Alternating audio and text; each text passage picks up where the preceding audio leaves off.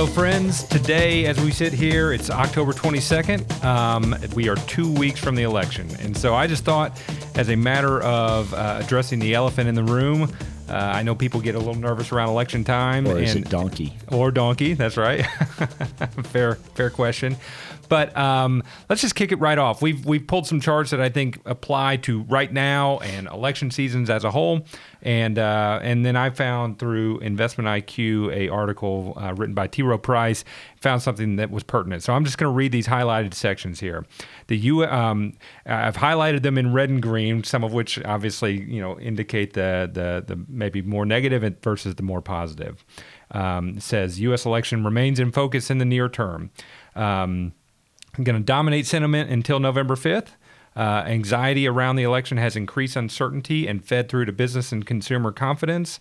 And the consequence has been a more volatile market environment. You agree with that so far? Yeah, I mean, it's a little more bumpy out there. Some of it seems to be because the markets are starting to sniff out one side or the other, or at least they think they are. Right. It'll be interesting to see. Yeah.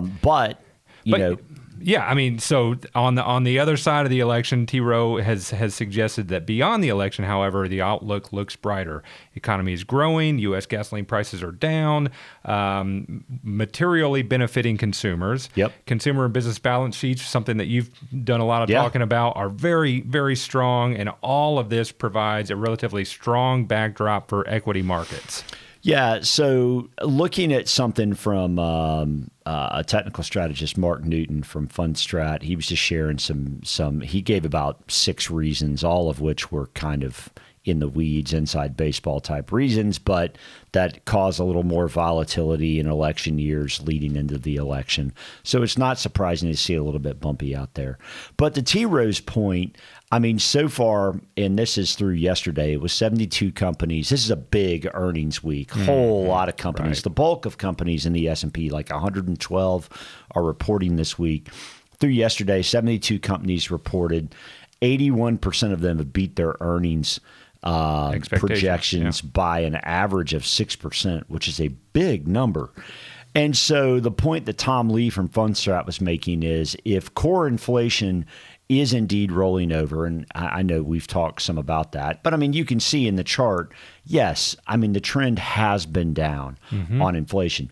You've also got rising revenues. So now what you have is real revenue growth. That means net of inflationary type forces, you've got growing sales. Yeah. And that's positive. I mean, that was one of the knocks on the market in 2023 was, all these businesses are seeing bigger revenue numbers only because of the inflation number. But you're saying this is now countering that argument. Yes, that's right. Yep.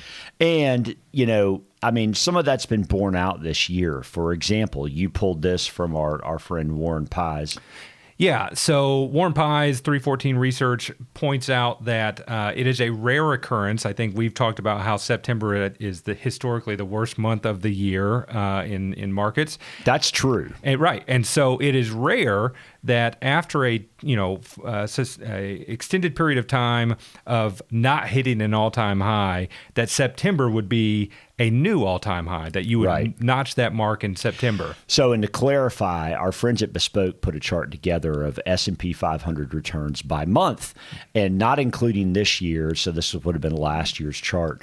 But the return for just September's for the last 50 years going through 2023 for September was like negative 52%. Like it was by far the cumulative. worst. Cumulative returns. So, right. Yeah, I mean, so it's been a horrible month historically. Right. And so what Warren Pies is saying is, I think a commentator said, September normally sucks, right? Yeah, and what he's pointing out here, which is a little bit, again, in the weeds, but it was July 15th, I think, that we notched an all-time high, okay? And then we had gone 43, 46, something like that days, and it was in the middle of September, we hit another all-time high. That is a rare occurrence, okay? Right. It's happened in his models here 6 times. And only twice in the last 50 years. And only twice in the last 50 years, right? Okay. And now the 2 highlights that I've pointed out here are election years, just like this year is, okay?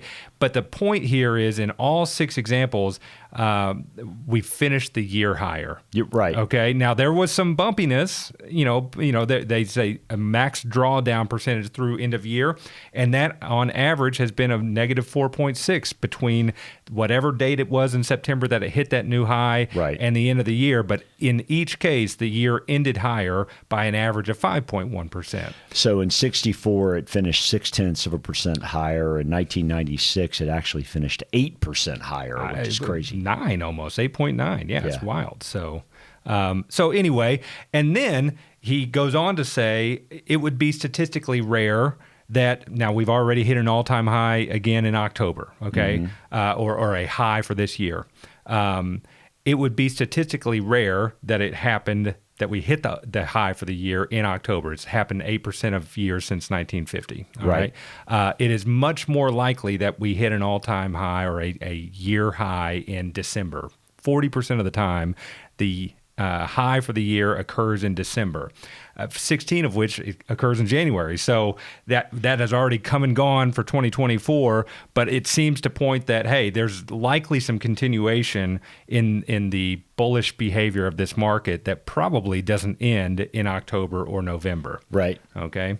So again, just reasons to remain somewhat constructive and positive despite the election. Yeah, and for so sure. The last point I wanted to make as we had moved towards this election is, and we've looked at some of these charts before, but at the end of the day, whether it's a blue person in the Oval Office or a red person in the Oval Office, markets skew positive, right? You've said very often 3 out of 4 years on average are positive, and that represents itself in whoever is in charge.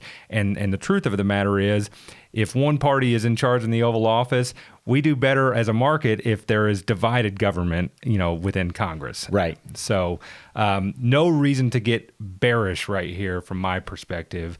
I think the fundamentals that you pointed out, even the seasonality or the presidential history points to remaining positive. Yeah, I mean, there's nothing about this chart that screams, oh, goodness, like there's one bad setup over another. I mean, Republicans with Democratic Congress, maybe that doesn't look the best, but it's still 5%. I mean, I think it's relatively rare, okay, and I think one of those may have come in President Bush Jr.'s terms, which he had an unfortunate market history as president. Yeah, he did. That was a pretty tough go. But I mean, if you look at the setup either on divideds with presidents going either direction, or all Republican Congress, I mean, those numbers look pretty good. Of course, 9% for, if there were a blue wave, which the market thinks there's a red wave coming.